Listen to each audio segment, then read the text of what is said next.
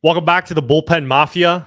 Toad and I in the shadow of Lone Depot Park. Toad, we made it, dude. We made it, Javi. We made it to the end of the Major League Baseball calendar year. It's World Series week. World Series week. World Series kicks off on Friday. We're recording today, October 23rd, Wednesday afternoon, Wednesday evening. We made it, dude. I mean, nothing more to say. This is the seminal moment of the baseball season. It is Major League Baseball's dream matchup. Two of the most historic, well-known brands, not just in Major League Baseball, you can argue in all of sports in the entire world. The Los Angeles Dodgers, New York Yankees, head-to-head. I'm going to go out on a limb and predict this is going to be the most watched World Series in 20 years? Interesting. Definitely more than last year. Definitely more than last year. And we don't want to knock last year's matchup. It was a good World Series. The D-backs and the Rangers. D-backs and the Rangers. Oh boy. Won by the Rangers. And the Rangers have been a foregone conclusion. It just goes to show how crazy Major League Baseball is. But yes, this is a dream matchup for Major League Baseball, a dream matchup for Ron Manfred. This is going to span the globe because we have an international superstar in Shohei Ohtani. You mentioned this might be the most watched World Series of all time. It's definitely going to be the most watched internationally. I think if the World Baseball Classic taught us anything, Japan is a massive baseball market. Japan is postponing the season premiere of their most popular show so they can watch Shohei Ohtani's star in the World Series instead. That's how they're freezing everything to watch the World Series in Japan. Would we freeze Game of Thrones for the World Series as a country? The Super Bowl, maybe. Good, fair point. So the Super Bowl may command that respect, but this World Series, I think it has, and we've been preaching this all year long. Baseball's having its moment, Toad. We saw it during the college baseball season. Major League Baseball just piled on top of that. This is the end of the snowball hitting it's crashing down into everybody right now. This is the buildup of everything this entire season, from Grimace and the Mets to the Braves dealing with their injuries to everything. So many storylines. Yeah. So many. We forgot to mention the biggest storyline on the first day of the season, Ippei and Shohei. Oh my God. I mean, we're going to tease this out, but we're going to do a season in a nutshell, kind of encapsulation, where we're just going to talk about our favorite stories of the Major League Baseball season. That's probably going to be our next episode. But today we're just here to talk about the importance of this World Series. I think Toad and I, you and I were talking off air. Before I got here, I was watching the lead up to the NBA season opener. Everyone's talking. They're opening this grand arena in LA. The stars aren't playing. It is the total opposite in Major League Baseball. The stars are on display. And the National Basketball Association has dealt with load management. The NFL is dealing with bad play. Major League Baseball has a moment to steal the spotlight from the most difficult sport to steal a spotlight from, which is the NFL, with this tremendous matchup with the sport's two biggest stars. It's really big 90s energy. I think Derek Jeter, Jorge Posada, Mariano Rivera, Andy Pettitte, those Yankees that had this, to use a trending word these days, these Yankees and these Dodgers, just like those 90s Yankees teams, they have aura. These teams sell themselves. I don't have to convince you. I don't need to convince your fiance, my girlfriend, let's watch the World Series. Like, no, let's watch Yankees Dodgers. It is the 12th time that these two teams are playing in the World Series against each other. There's plenty of history there. This just isn't LA and New York. Everyone knows the Dodgers used to be in Brooklyn. They're an OG New York team. It's Dodger blue against the Yankee blue. The world is watching. The sports world is watching.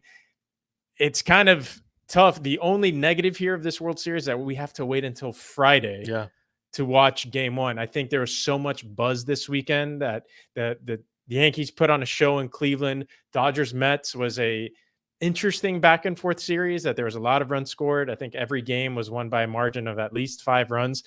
So there's excitement brewing, and there's the lull, but we are here to fill that gap, the Bullpen Mafia. We're going to do our best here. We're going to do a full World Series preview.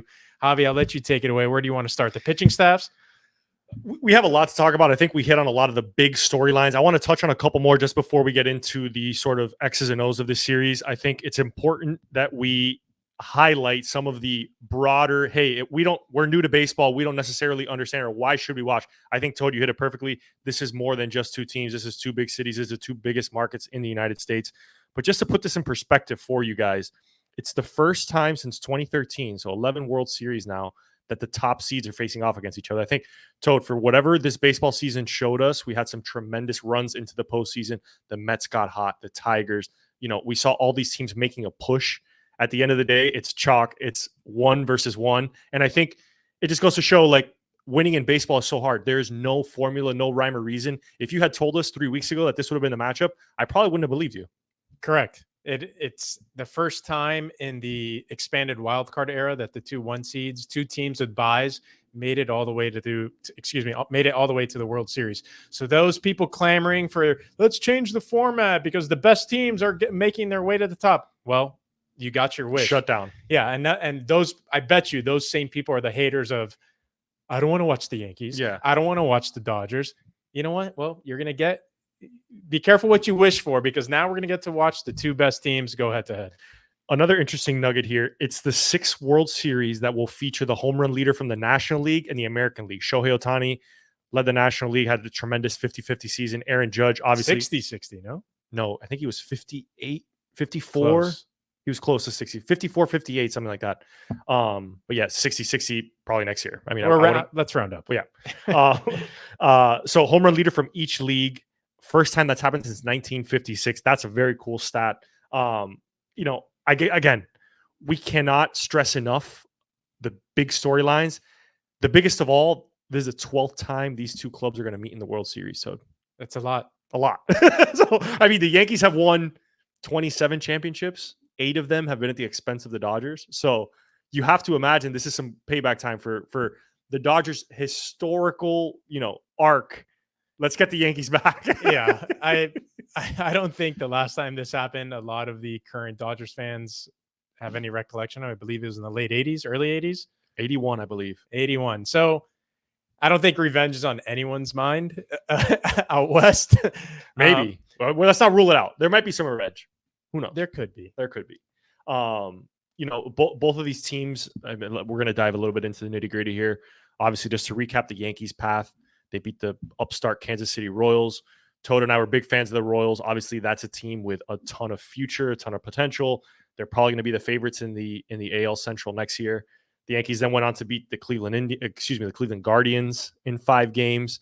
Again, another series that was back and forth, a lot of close games, really clutch home runs. The Yankees stars really came out to play. If it wasn't for that big Christmas homer and the drama, I love Big Christmas. That's best nickname going in sports right now. By far. Not even close. If it's not for the big Christmas homer, I think the Yankees were smelling blood in the water. That was going to be a sweep. I think so too. It was a dominating performance. Everything was going right for the Yankees. The big bats were coming up clutch. Giancarlo Stanton, ALCS MVP, put on an absolute show despite not even being able to run basically in the Kansas City series. Talk about flipping the script, right? We had Bob Costas basically calling for him to be put in a casket. And then he responds by being the best player for the Yankees in the ALCS. Juan Soto had monster home runs. The bullpen, Weaver was finally shaky, but nevertheless lighter in the boys, relatively dominant. Right. You just go up and down the Yankees lineup. And earlier in the season, I think we had a lot to say about Aaron Boone and questioning the Yankees and their drive and whether they had the juice to make it. Well, they're here now. And with Gleyber leading off, a lot of these missing points about the Yankees now with Jazz in the lineup too, they don't have any weak points. Right. Yeah, there are some guys who've cooled off in the playoffs. Jazz has done relatively nothing. Gleyber in the leadoff spot has been a complete spark plug for the Yankees. It's changed the trajectory of their offense in the playoffs. So head to head, I know we might dive into who we're giving what advantage to, but in the length in a 7-game series, I would give the Yankees lineup offensively a slight edge over the top-heavy Dodgers lineup. And that's a perfect lead-in. I'm going to just quickly go over how the Dodgers' path to the World Series. They beat the San Diego Padres in a tremendous 5-game series, coming back, being down 2-1. A series that had a ton of theatrics, 2 bitter rivals. We saw stuff being thrown on the field, banter back and forth, Manny Machado throwing a ball into the dugout. Fantastic series. They beat the Mets. Again, Toad, you alluded to it at the outset. The Mets series was a weird one. It was the games that the Dodgers won were blowouts. The games that the Mets won were blowouts. There was not a whole lot of intriguing games late into games. We didn't see that kind of magic from the Mets we were accustomed to seeing in their playoff run. Again, a really great performance by the Dodgers. They are so undermanned at their starting pitching position. To be able to piece together games to win with that bullpen is really impressive. Not just the pitching. They're going to struggle at first base. Freddie Freeman. Yeah, they're hobbled, man. For lack of a better word, Freddie Freeman is hobbling out there. It's tough for the Mets. Just to circle back to the Mets for a second, it's got to be pretty brutal. You got a bitter taste in your mouth. Such a great run, really exciting season. Most exciting season in Queens in a long time. To lose basically at the hands of guys like Tommy Edman, Teoscar Hernandez, guys who are not Kike Hernandez. The Mets got to be shaking their heads, right? You would have thought, if I would have told you the Dodgers dominated a series against the Mets, you're going to tell me, oh, Freeman went off, Mookie Betts went off, right. Shohei Ohtani put on a show, Clayton Kershaw, he's not playing, but for the sake of this argument, Clayton Kershaw dominated, and it was a sweep, whatever. No, it's guys they picked up at the deadline, free agents that they picked up off the scrap heap that no one else wanted, Teoscar Hernandez, so he signs for a team-friendly deal. But will the Dodgers be able to carry that momentum with guys like Tommy Edman driving the bus, baby? Tommy Edman batted cleanup in some of these games. He batted fourth. I mean, it goes to show, like, we were very critical on teams that didn't make moves at the deadline and didn't make their teams better. The Dodgers, for whatever reason, they shored up already a very strong team. And I'm sure Andrew Friedman, the general manager of the Dodgers, is extremely thankful, Dave Roberts, to have at his disposition some of these players that were on the fringes of the roster all of a sudden taking, lead roles and helping them win in the series. And to your point about the Mets, fantastic run. We salute our boy Dan Hines, who was all in on this. To lose a series, again, as you mentioned, to a hobbled Dodgers team. This is probably the weakest Dodger team that anyone's ever going to see in the postseason in terms of like star power. To lose at their hands in 6 games must have been extremely tough. A side note, David Stearns had his end of season press conference today. He said the Mets are going to be spenders. They're going to try and attract big free agents. I'm assuming he's talking about the guy who's in pinstripes playing right field for the Yankees. And also their question mark at first base. Pete Alonso, the polar bear. I think he's earned an extension with the Mets. The big homer in Milwaukee. He was great. He wasn't his regular all-star self in the regular season, but still steady as they come at first base. His defense drastically improved over the last couple seasons. So they're going to go after 25 in the dark blue pinstripes, hopefully to get him in the royal blue pinstripes. And they're going to have to pay their first baseman or let him walk. It's very interesting offseason in Queens. Very the Bronx. And the Bronx. Oh, they got a series to play first. Absolutely. And our next little area we want to touch on here, we're going to do a thorough series breakdown. We're going to talk through the lineups. We're going to say who has the advantage in terms of the lineup, starting rotation, bullpen.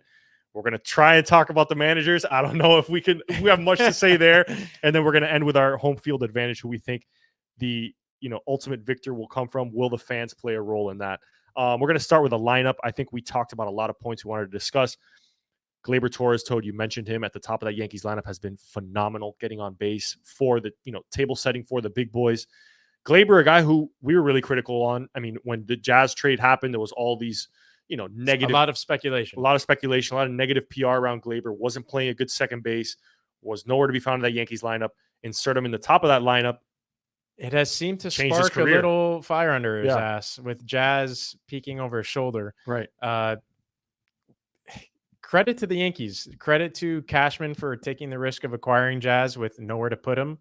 And now he's playing third base every game, which is a total shock to not just... it doesn't look right. Like, no. It doesn't look super fluid. But I give Jazz a lot of credit for putting himself out there, because this season he's played second base, shortstop, center field, and third base is the most surprising of the positions he's played this year. And he's been solid. He has not committed any egregious errors at third. He hasn't cost them any games. Correct. Correct. He hasn't been someone that you've talked about and said they need to replace Jazz at third base. Which is all you could ask for. Right. At all this you could point, ask I for. guess.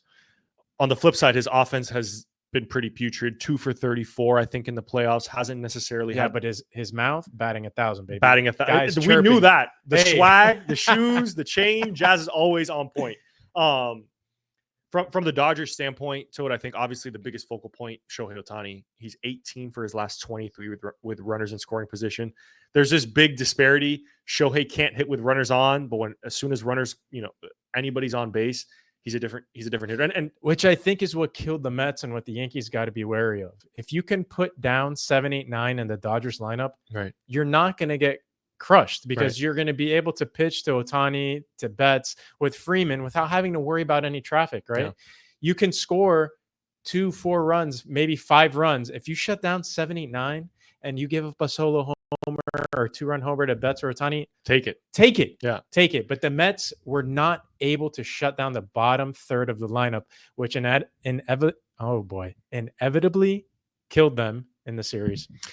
2 unsung heroes that I think will play a big factor. We talked about Tommy Edman, the NLCS MVP. Giancarlo Stanton didn't even look like he could play baseball against the Kansas City Royals. Can a $300 million guy be unheralded? Yeah, blows my mind. ALCS MVP, hits a home run in 4 of the 5 games against Cleveland. We've seen it firsthand, Toad, when Giancarlo gets hot. We saw it with the Marlins in 2017, 2016? His MVP season. There's nothing more cool, more fun. He's seeing beach balls out there. When Giancarlo gets hot, watch out. I mean, the only person who's really pissed off about this 4-day break, Giancarlo Stanton. Definitely. 100%. And Tommy Edman. Yes, the 2 hottest hitters on the planet. So who are you going to give the edge to? You know my pick. I think the Yankees lineup just has a little bit more depth. They have guys on the bench who could come in that are professional hitters, guys like John Birdie, another former Marlin that they can plug and play. Who do the Dodgers have to come off the bench? They got Chris Taylor, who has playoff pedigree, but he's not an everyday guy anymore. They have, God, it's so weird saying former Marlin after former Marlin. They have Miguel Rojas, who's supposed to be a defensive expert replacement, who has struggled defensively this postseason. Outside of, again, my point being here, the Dodgers and their fans cannot anticipate another big series from dudes like Tommy Edman or the center fielder, I'm blanking on his name now. Pages. The young guy, Andy Pages. You can't guarantee that in the World Series. I know they've been playing under the bright lights. They played in Citi Field. They've obviously played in Dodger Stadium, but this is a different beast. Yeah. This is Dodger Stadium for the World Series, which hasn't hosted a World Series in a very long time because the last time they were in the World Series was COVID. And you're playing in the Bronx. These are different beasts, right? You cannot, I'm stressing this because this is what's pushing my pick my bigger pick in this World Series is they're not going to get that production from those guys in the World Series. No, you're absolutely right. You hit the nail on the head. Spin zone, though, I'm going with the Dodger lineup. I just think Mookie Betts getting hot, Shohei Ohtani obviously scathing hot. We haven't seen what Freddie Freeman, we don't know. Maybe these 4 days off, there's no one thanking God for 4 days off more than Freddie Freeman. I just think in terms of lineups, Shohei Ohtani makes that Dodger lineup special. I'm going with the Dodgers, giving this very, very small edge to the Dodgers. Okay, we'll give the slight edge to the Dodgers in their batting lineup. Next area, this one should be pretty easy given I think this is a no-brainer. This is a no-brainer. We're talking starting rotation. I'm just going to quickly name some of the injuries the Dodgers are facing. Clayton Kershaw, Tyler Glasnow, Tony Gonsolin, Gavin Stone, and Dustin May. That's a pretty damn good starting rotation if you throw those 5 guys out there right now. Those guys are hurt. They will not factor in this World Series. On the flip side, the Yankees they know exactly who their 4 starters are going to be. They're going to go Garrett Cole. We don't know yet who the Game 2 starter is. Clark Schmidt, Carlos Rodon, Luis Gil. Maybe we'll see him in Game 4. Earlier in the season, Rookie of the Year candidate. Rookie of the Year candidate has hit a wall, has had some issues with his walks.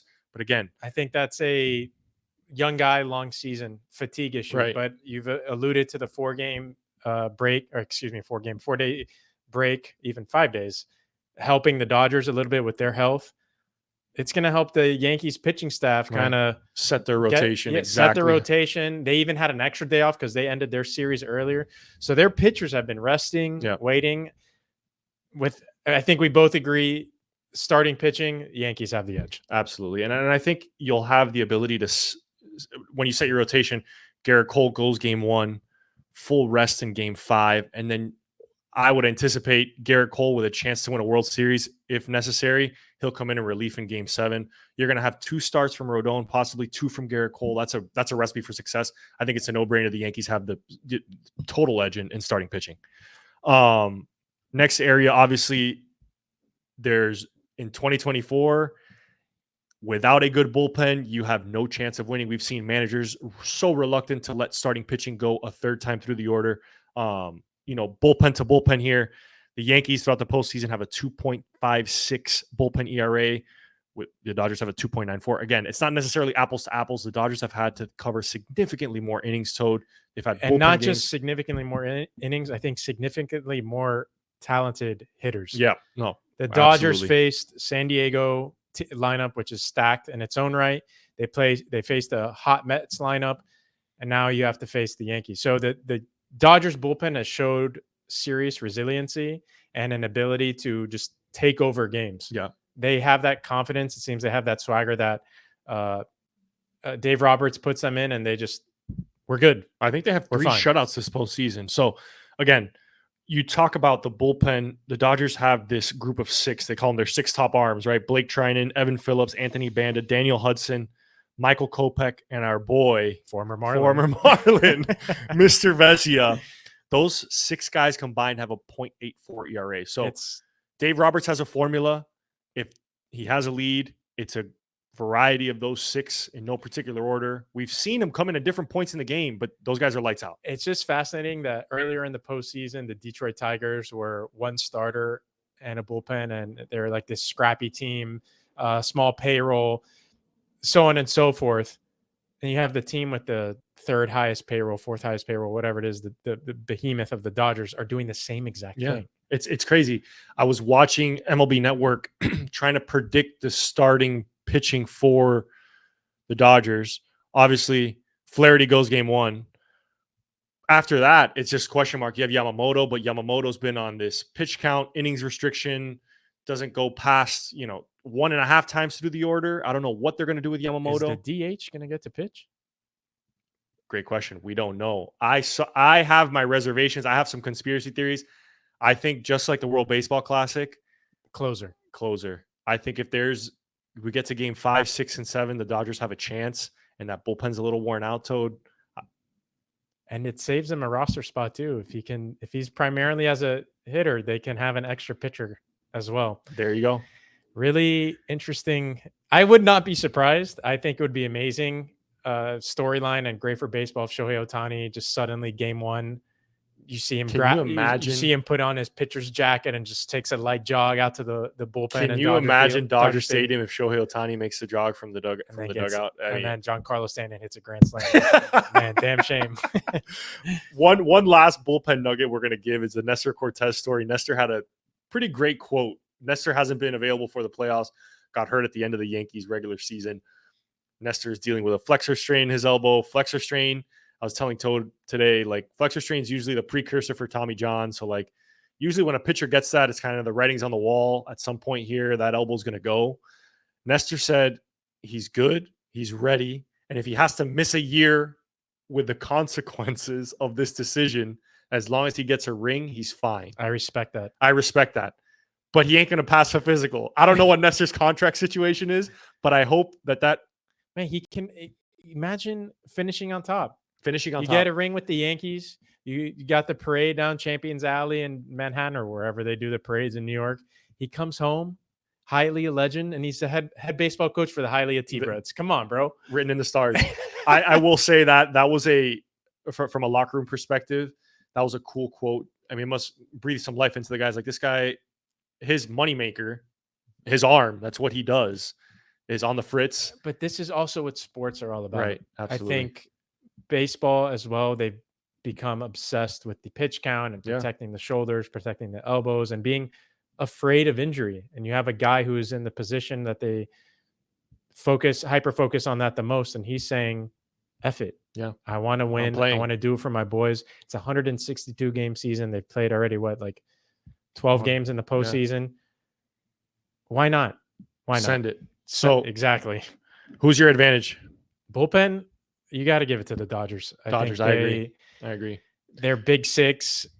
the Yankees have guys who've pitched solidly in the postseason, but again, the pedigree of hitters that the Yankees bullpen have had to face against the Dodgers, it's completely different. I don't think the Dodgers bullpen are scared of anybody. They've had to face Fernando Tatis Jr., Manny Machado, Lindor, Pete Alonso, my boy, another Miami legend, smoking hot Mark Vientos. Yep.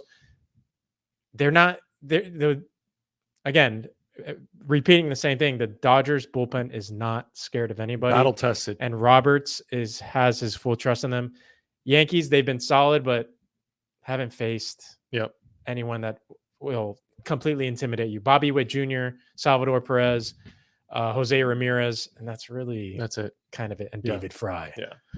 So I'm with you, Toad. I'm going edge to the Dodgers bullpen wise.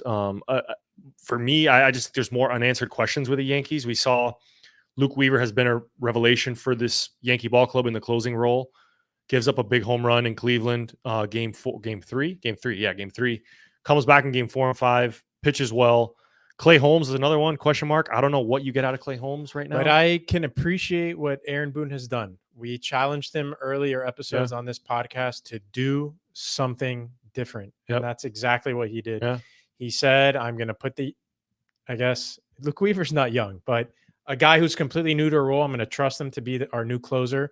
And he's using Clay Holmes in a very interesting way. He's using him in high leverage situations that almost mimic what it's like to close out a game. Right. So if the bases are loaded, 2 outs in the 6th inning or in the 7th, there's runners on 2nd and 3rd, or even early in the game, if the bases are loaded, they pull a starter early. They're going to go to Holmes because he knows and understands those pressure situations. And I think it's kudos to Boone for recognizing that he has 2 high leverage guys. He's going to use them in different situations, but you can say that the Yankees have 2 closers available to them in the World Series. All that to say, we're taking the Dodgers. Yes. Yeah. Our final 2, this is kind of we're just going to kind of throw something on the wall here and see what happens. But the managerial advantage, we have been very, very difficult. I mean, not critical. We've been critical on both Dave Roberts and Aaron Boone, more so on Aaron Boone, because I think it's easy to be critical of Aaron Boone. He's made some decisions that leave you scratching your head. He's made some decisions that, again, stick with Clay Holmes through his blown save issues. I think it was double-digit blown saves this year.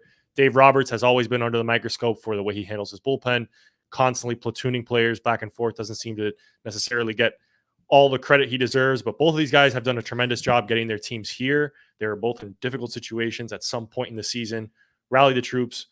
I put Vaya con Dios on picking with this one because it's a coin flip for me.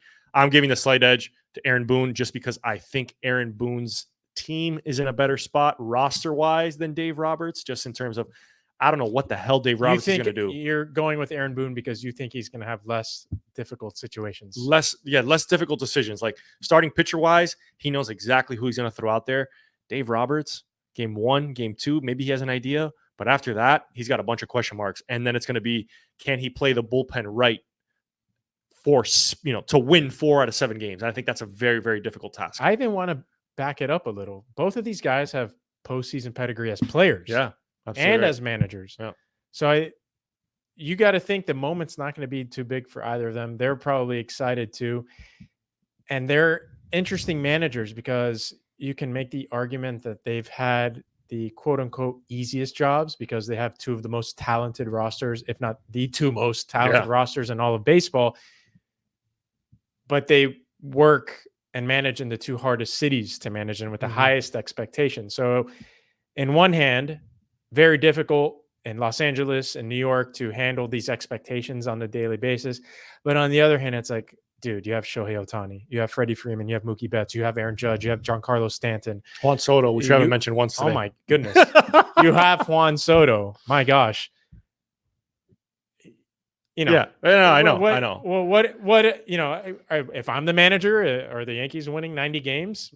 Maybe. Toad, come on. You got to see me. There's a vacancy here. You got to see me on Depot Park. Yeah, but you see me on a kickball field. There you go. I know how to push the right buttons, baby. I got us to the championship game. All right. I'm going Yankees advantage again, just because I think Aaron Boone has less difficult decisions to make over the course of a 7-game series. Okay.